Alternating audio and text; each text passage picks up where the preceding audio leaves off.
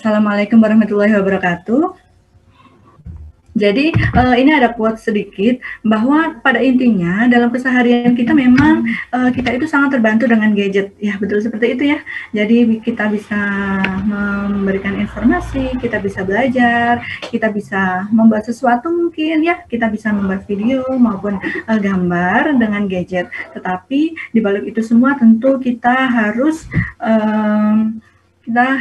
menggunakan gadget itu dengan bertanggung jawab. Jangan sampai gadget itu merupakan segalanya. Ya lanjut, jadi yang pertama kita mulai dari pengertian gadget ya. Jadi apa sih gadget itu? Jadi berdasarkan KBBI, gadget itu merupakan serapan bahasa asing ya, tetapi sekarang sudah dibakukan ke bahasa Indonesia, merupakan peranti elektronik dengan fungsi praktis, yang mana gadget itu tidak hanya smartphone seperti yang kita tahu, tetapi termasuk juga televisi seperti yang kita gunakan, kemudian ada komputer, lalu ada smartwatch, dan juga ada tablet ataupun iPad. Jadi intinya gadget itu segala sesuatu yang memiliki layar ya, tidak hanya smartphone saja. Lanjut kita ke tumbuh kembang. Jadi seperti yang sudah dibahas dalam webinar sebelumnya bahwa tumbuh kembang manusia itu sangat penting pada 1000 hari pertama.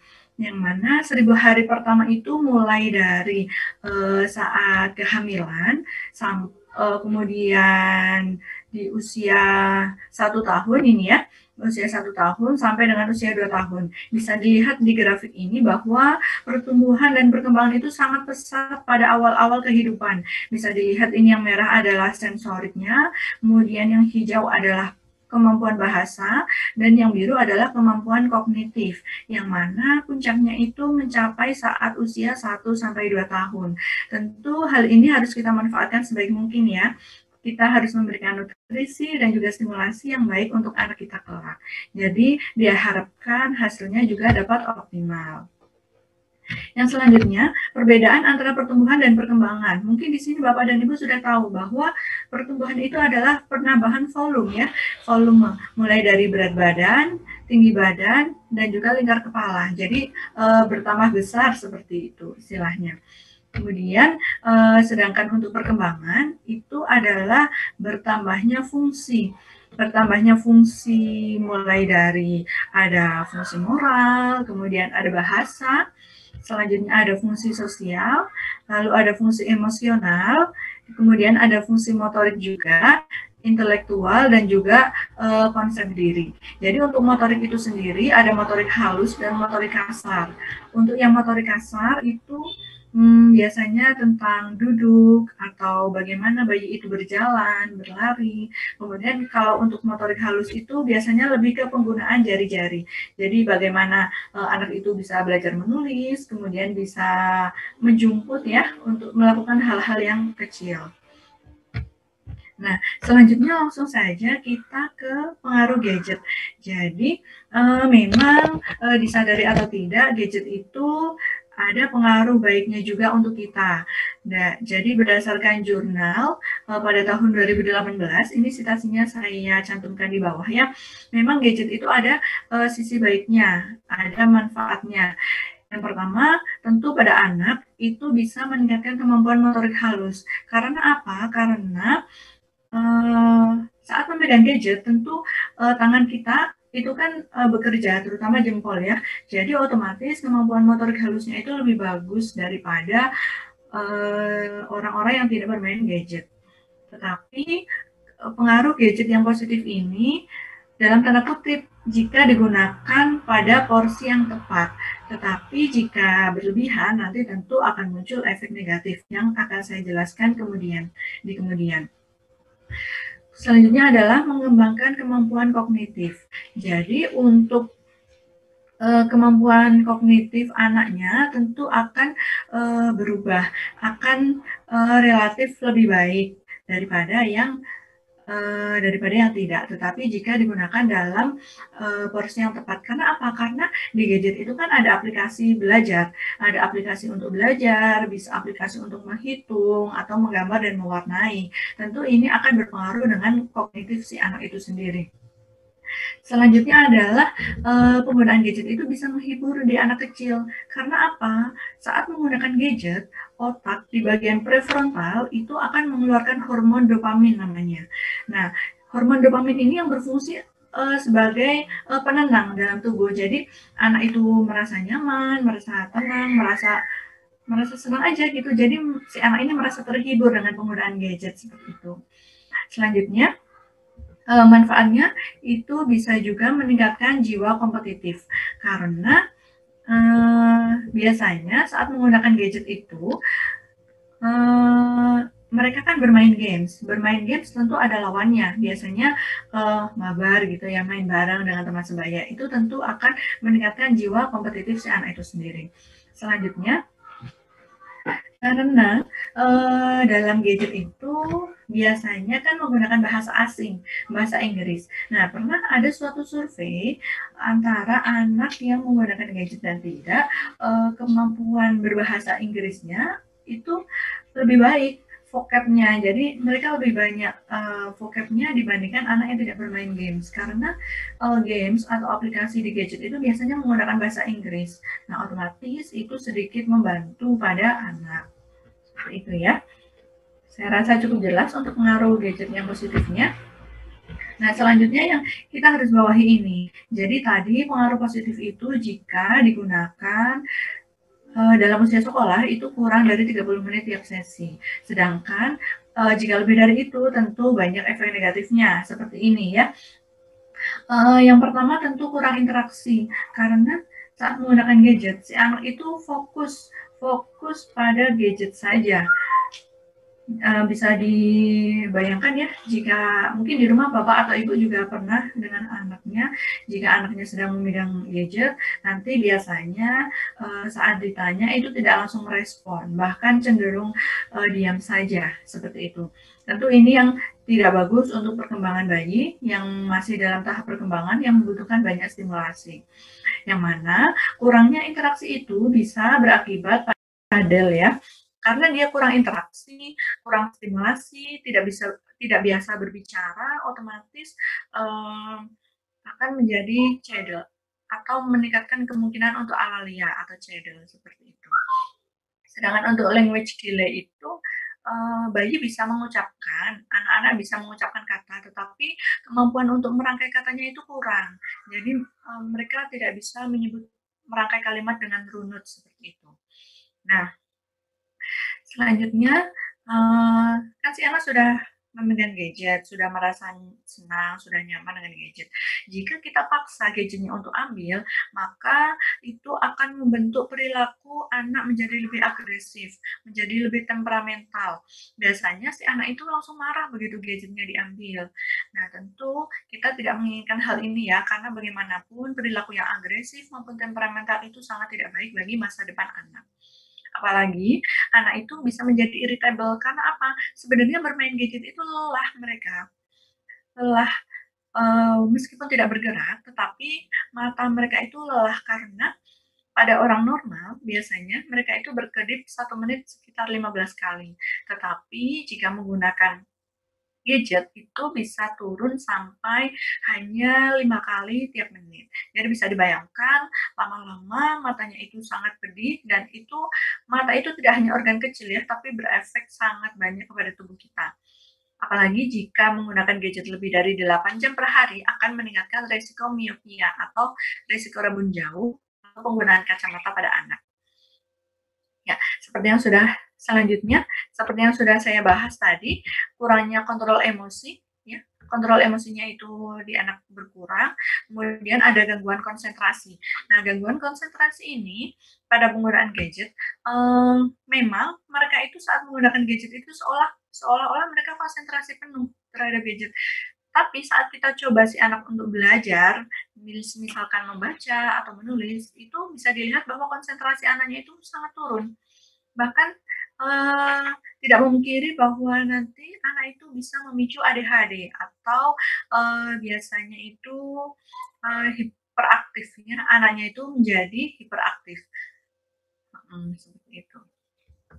Selanjutnya ada efek buruknya, gadget juga bisa mengganggu pola tidur karena pola tidur pada anak itu setiap malam kurang lebihnya itu membutuhkan 10 jam.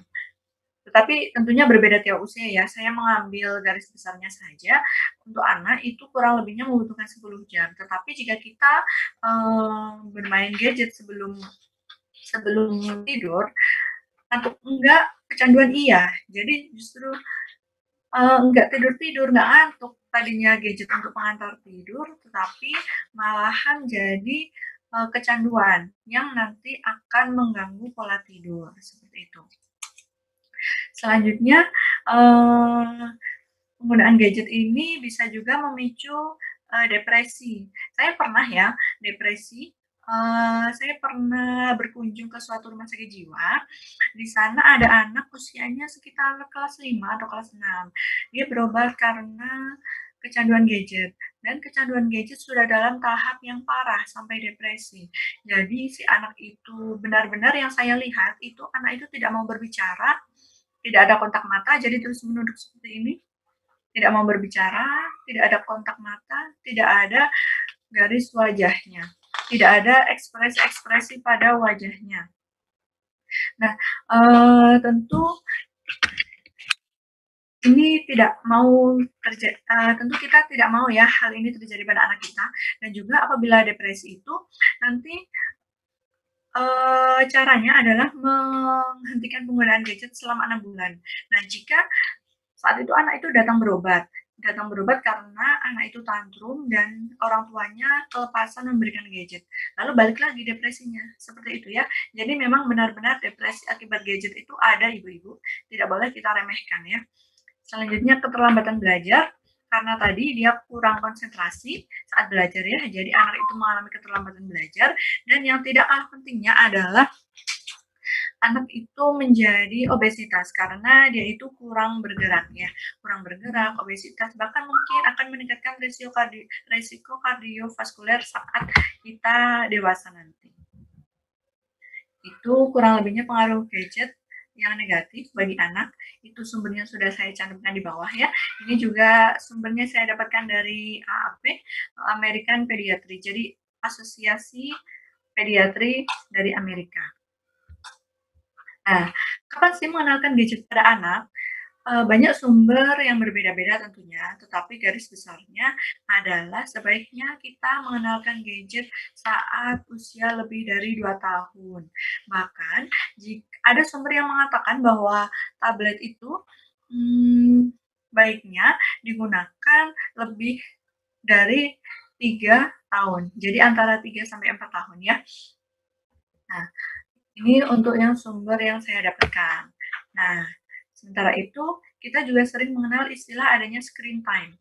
Nah, screen time itu waktu yang digunakan untuk menggunakan gadget. Bisa televisi itu juga termasuk gadget ya, jangan lupa ya.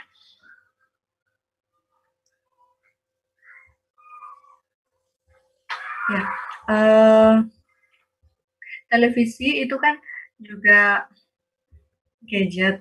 Nah, ini ada panduan screen time berdasarkan usia.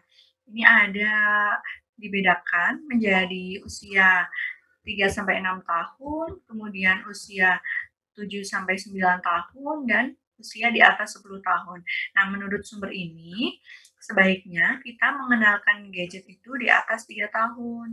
Kalau kurang dari 3 tahun, sebaiknya kita tidak memperkenalkan. Nah, ini ada durasinya. Untuk batas waktu 3 sampai 6 tahun, sebaiknya maksimal 1 jam per hari. Ini untuk totalnya. Nah, 1 jam ini dibagi tiap sesinya itu 20 menit, Bapak Ibu. Jadi, tiap menit itu, tiap menggunakan gadget itu tidak lebih dari 20 menit, kemudian totalnya itu sekitar 1 jam. Nah, selanjutnya usia 7 sampai 9 tahun. Pada usia 7 sampai 9 tahun, maksimal penggunaannya itu 2 jam per hari. 2 jam per hari itu dalam dosis terbagi. Jadi maksimal dalam satu sesi itu 30 menit.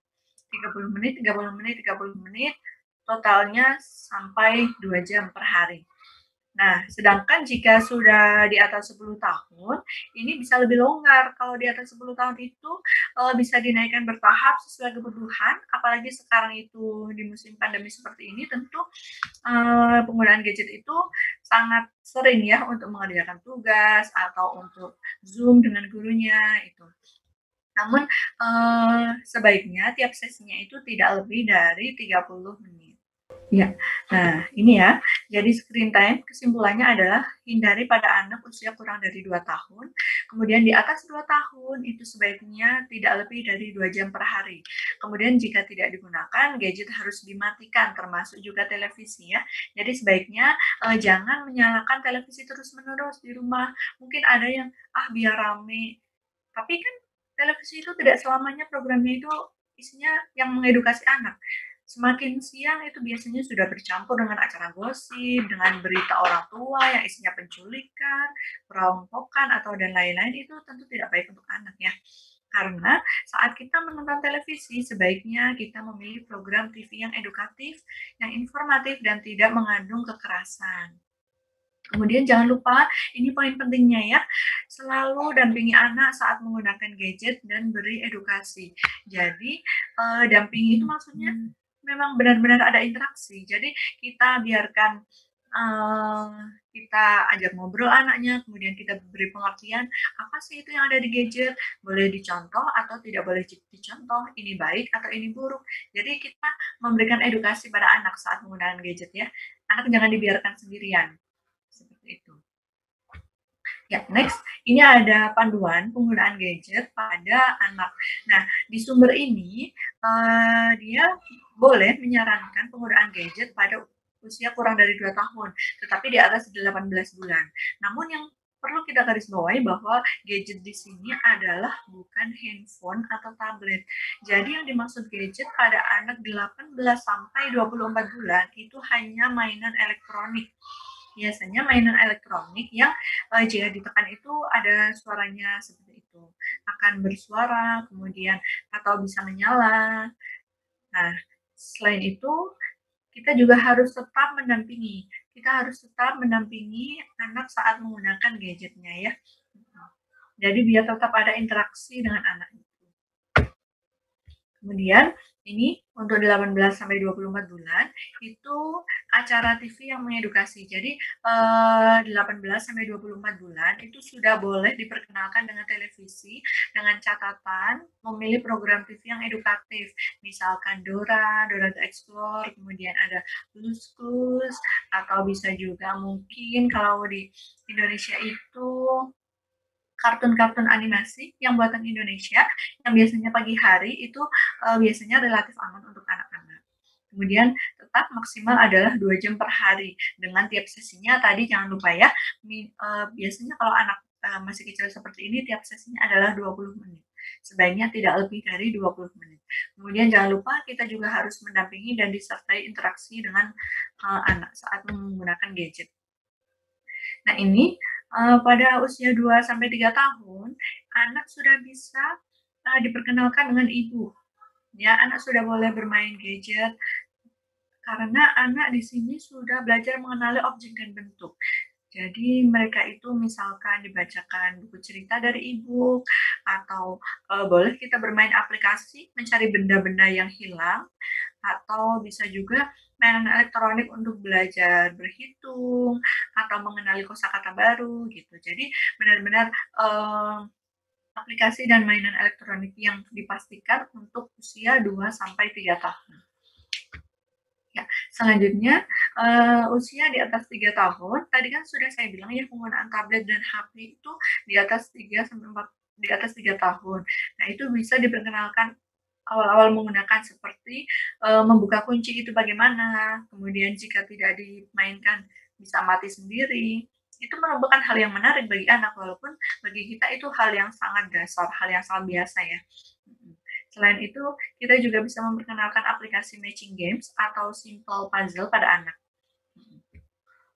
Kemudian saat usia 4-5 tahun kita sudah bisa lebih jauh lagi memperkenalkan dengan aplikasi menggambar atau aplikasi mewarnai.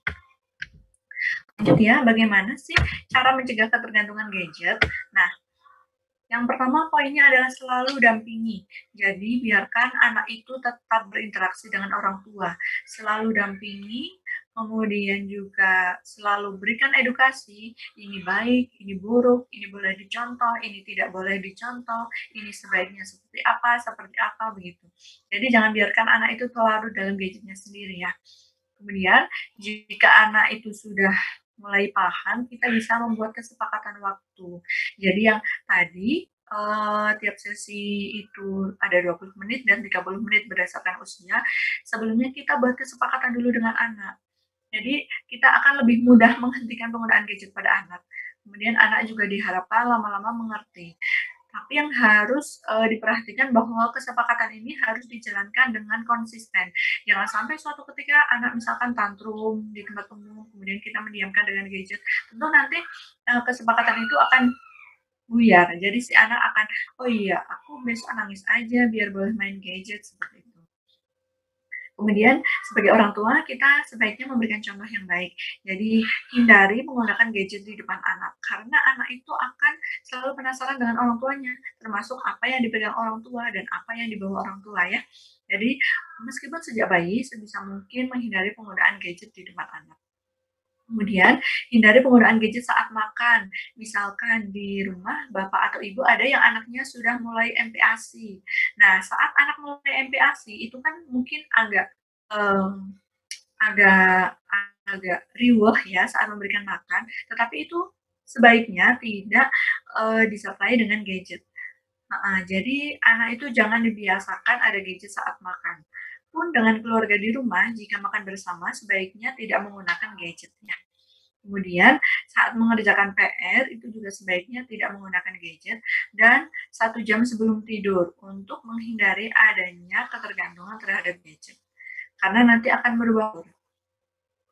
Nah, ini juga menghindari penggunaan gadget untuk menenangkan anak yang rewel.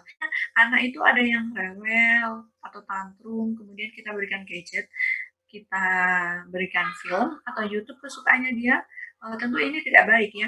Karena nanti lama-kelamaan anak itu dapat ketergantungan terhadap gadget dan melakukan segala cara untuk bermain gadget termasuk tantrum atau termasuk pura-pura rewel seperti itu.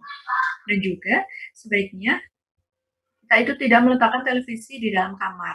Jadi televisi biarkan saja di ruang keluarga, biarkan di luar. Jadi saat tanamkan pada anak bahwa kamar itu memang tempat untuk tidur, bukan tempat untuk menonton TV, untuk bermain gadget, atau untuk lain-lainnya. Kemudian kita sebaiknya sebagai orang tua sering mengajak aktivitas atau bermain dengan anak. Jadi aktivitas yang interaktif dengan anak, biar anak itu tidak larut dengan gadgetnya sendiri. Nah, kemudian satu lagi yang belum, apa sih yang harus kita lakukan jika anak itu sudah terlanjur kecanduan gadget? Seperti tadi ya, jika anak itu sudah sangat kecanduan, misalkan dia menggunakan gadget itu lebih dari 8 jam per hari, kita bisa awalnya itu dibawa ke psikolog. Nanti dari psikolog itu akan dilakukan konseling, kemudian akan dilakukan diberikan solusinya seperti apa. Tetapi jika sudah dalam tahap depresi, sampai anak itu dia mematung, dia tidak mau ngomong, tidak ada kontak mata, tidak ada ekspresi wajah, itu sebaiknya kita bawa ke psikiater. Psikiater adalah dokter spesialis kejiwaan ya. Beda dengan psikolog. Kalau itu masih dalam kecanduan, tetapi jika sudah depresi, sebaiknya langsung ke dokter spesialis kejiwaan.